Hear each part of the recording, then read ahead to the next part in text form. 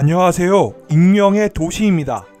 무작위성에 대한 맹목 시리즈의 11번째 영상입니다.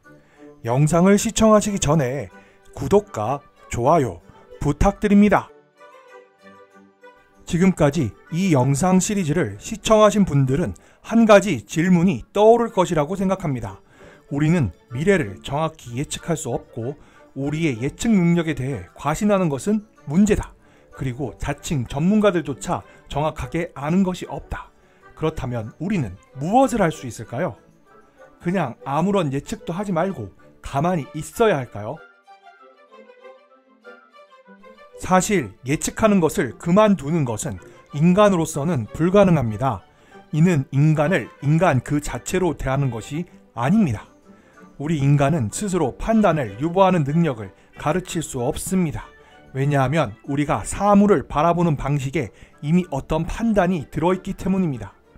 우리가 지나가는 승용차 한 대를 보게 되었다고 해보겠습니다. 우리는 이 승용차를 바라보자마자 이미 이 차가 좋은 차인지 나쁜 차인지 아니면 비싼 차인지 값싼 차인지 판단합니다. 이런 식으로 우리는 작은 가치 판단까지도 제거하고 사물을 바라보는 것이 불가능합니다. 그리고 우리가 어떤 상황을 머리에 떠올릴 때 편견을 완벽하게 제거할 수 없습니다. 자신이 믿고 싶은 바를 버리지 못하는 것은 인간의 천성이기 때문입니다. 그렇다면 우리는 무엇을 해야 할까요? 우리가 미래를 예측하는 것과 관련해서 해야 할 중요한 점이 몇 가지 있습니다. 우선 우리 인간은 인간다워야 합니다. 여기에서 말하는 인간답다는 것은 자기 일에 지적으로 어느 정도 자만한다는 사실이 포함되어 있어야 한다는 것을 인정해야 한다는 것입니다. 그리고 언제나 판단을 유보하겠다고 애쓸 필요도 없습니다. 그리고 자기 견해를 갖는 것은 인간으로서 당연한 것입니다. 그리고 예측하는 것도 피할 필요도 없습니다. 우리가 예측하면 당연히 틀릴 가능성이 더 높습니다. 따라서 우리는 더 이상 바보가 될 필요가 없다는 것이 아닙니다. 핵심은 적재적소에서 바보가 되라는 것입니다. 우리가 정말 피해야 할 것은 거창하고 위험천만한 예측에 쓸데없이 의존하는 것입니다. 우리의 미래를 위협할지 모르는 거창한 주제도 피해야 합니다. 특히 작은 일에는 바보가 되어도 좋지만 큰 일에는 금물입니다. 예를 들어 2022년 한국 프로야구 우승팀을 예측하는 것은 틀려도 상관없습니다. 그러나 2022년에는 특정 기업의 주식이 2배 이상 오를 것으로 예상해서 전 재산을 투자해서는 안 되는 것입니다. 특히 경제 예측가나 사회과학 분야의 예측가들의 말에는 너무 귀를 기울일 필요가 없습니다. 그러나 다음 주 주말에 놀러 갈 장소의 날씨는 정확하게 예측할 수 있어야 합니다. 다시 말해 2040년 한국의 경제 상황에 대한 정부의 전망치에 대해 너무 진지하게 생각할 필요는 없다는 것입니다.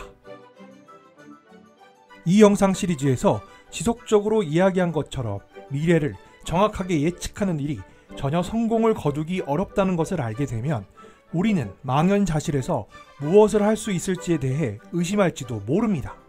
그러나 우리가 미래를 완전히 예견할 수 있어야 한다는 생각만 버리고 그 한계를 인식하면 우리가 할 수 있는 것은 매우 많아지게 됩니다. 물론 미래를 예측할 수 없다는 것을 알게 된 것이 우리가 예측 불가능성으로부터 아무것도 얻어낼 수 없다는 것을 의미하는 것은 아닙니다. 중요한 점은 사소한 것에 대한 예측은 결과에 크게 영향을 받지 않습니다. 따라서 신경 쓰지 않아도 됩니다. 그러나 거창한 예측치는 판단을 마비시키니 주의해야 합니다. 차라리 일어날 수 있는 모든 경우를 대비하고 있는 것이 더 낫습니다. 이러한 예측 불가능성으로부터 우리가 얻어낼 수 있는 것에는 무엇이 있을까요? 여러분들이 살아가면서 우연에 의해 긍정적인 결과를 얻었던 경험이 있을 것이라고 생각합니다. 예를 들어 어떤 음식을 먹고 뜻하지 않게 치료 효과를 발휘해서 운 좋게 병이 나을 수도 있습니다. 한편으로 제가 20대 시절에 술 좋아하는 분들은 감기에 걸렸을 때 소주 한 컵에 고춧가루를 풀어서 한 번에 마시면 감기가 나을 것이라고도 했습니다. 물론 그렇게 하면 안 되겠죠. 다른 사례로 지난 영상에서 한번 언급했던 것처럼 고혈압 치료제의 부작용 덕택에 개발된 비아그라의 경우가 우연에 의한 긍정적 사건이라고 할 수 있습니다. 이러한 사례를 우리의 삶 전반으로 일반화할 수 있습니다. 다시 말해 행운이 물어다준 발견을 최대한 활용하라는 것입니다.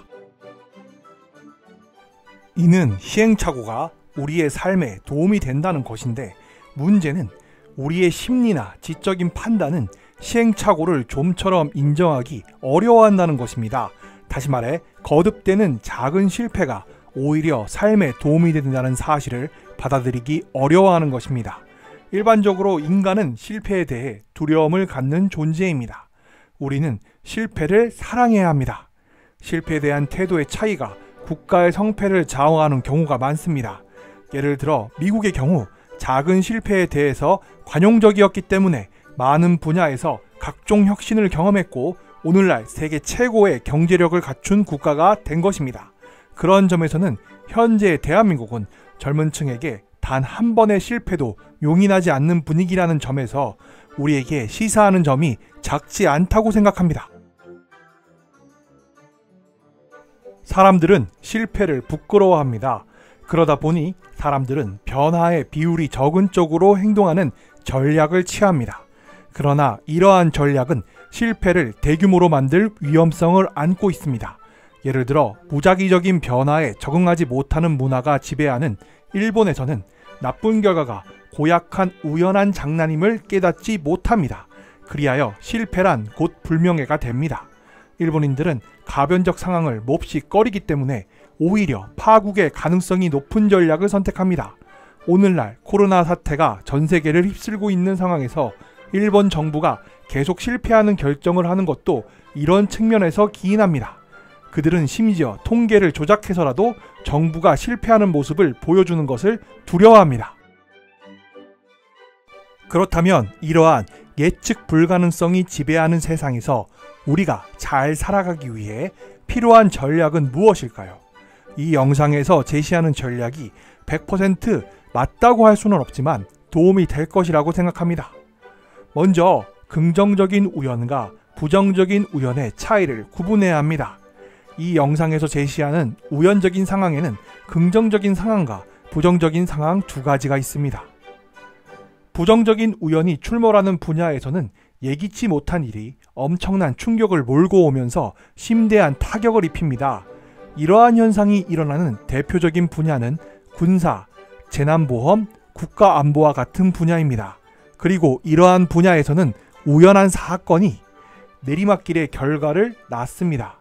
또한 은행에서 대출을 담당하는 부서에서도 충격적인 사태는 항상 부정적입니다. 돈을 빌려주었을 때 최선의 결과는 이자를 포함해서 돈을 되돌려받는 것입니다. 그러나 채무자가 지급불능 상태에 빠지면 돈을 빌려준 은행도 큰 돈을 날리게 됩니다. 반면 긍정적인 우연이 출몰하는 분야는 출판, 영화, 과학연구, 벤처자본 등입니다. 지난 2021년 최고의 히트작인 넷플릭스의 오징어 게임의 경우 이 작품이 공개되기 전에 어느 누구도, 심지어 이 작품의 감독조차도 이런 정도의 성공을 예측하지 못했을 것입니다. 이런 분야에서는 손실은 상대적으로 적지만 성공의 보상은 엄청납니다. 따라서 우리는 긍정적인 우연과 부정적인 우연에 대해 구분해서 대처해야 합니다. 또한 우리는 지엽적인 정확성을 추구해서는 안 됩니다. 다시 말해 시야를 넓혀야 합니다.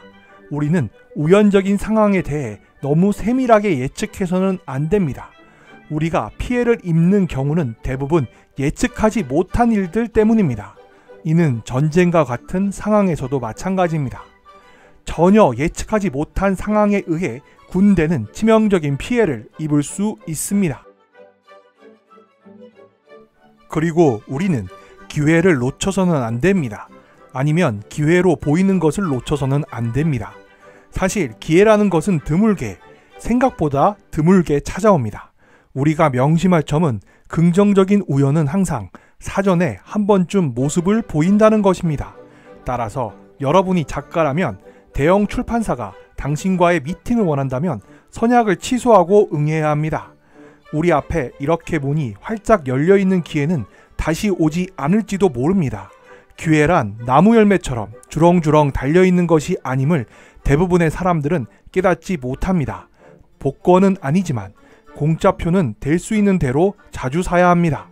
따라서 대도시에 산다는 것은 뜻밖의 발견과 마주칠 기회가 높아지기 때문에 큰 이점이 있습니다. 그래서 우리 속담에 말은 제주도로 사람은 서울로 보내라라는 말이 있는지도 모릅니다. 인터넷이 발달한 오늘날에 이 말이 유효하지 않다고 생각할 수도 있지만 전원지대에 살아도 소통에 지장이 없다는 생각은 앞에서 설명한 긍정적 우연을 배제하고 땅굴을 파고 있는 것이나 다름없는 것입니다. 마지막으로는 소위 전문가라고 말하는 일기예보관들, 애널리스트들, 경제학자들, 사회과학자들과는 농담을 주고받을지언정 그들의 주장과 싸우느라 시간을 허비하지 말아야 합니다. 앞서 언급한 것처럼 인간이란 끊임없이 예측하려는 존재입니다. 따라서 예측으로 밥 벌어먹는 사람이야 더할 나위가 없을 것입니다. 특히 평형상태, 정규분포 따위의 전문용어를 구사하는 저명한 경제학자의 말에 고개를 끄덕일 필요가 없습니다. 그냥 이 경제학자의 말을 한 귀로 듣고 한 귀로 흘려버리면 됩니다. 물론 이는 전문가의 말을 무시하자는 것이 아닙니다.